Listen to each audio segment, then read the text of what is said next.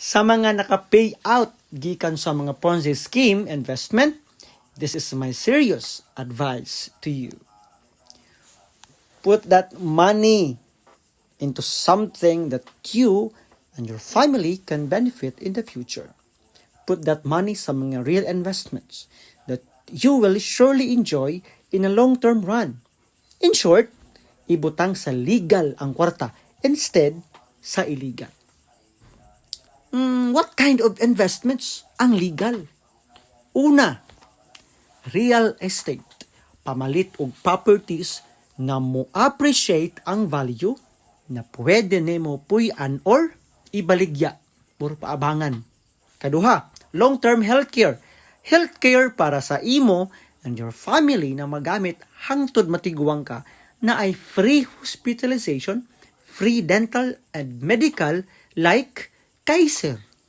No? Ikatulo, life insurance. Kailangan nimo i-insured imong kinabuhi kay ug mamatay ka na ay milyon madawat imong pamilya. Labi na ug breadwinner ka. Ikaupat, mutual funds.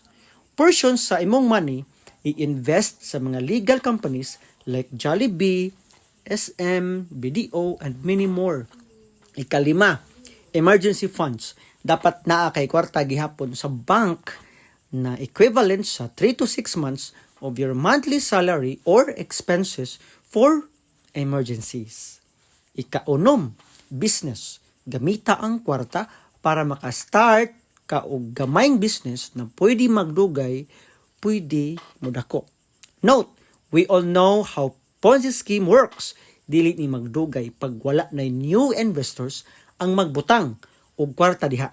Magsalig sa new investors ang payout sa old investors. You need to invest in real companies na back up sa gobyerno and secured imong kwarta.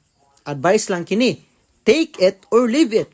Kung gusto mo mag-start anang mga legal investment, message ra ko for financial planning nga libre ra.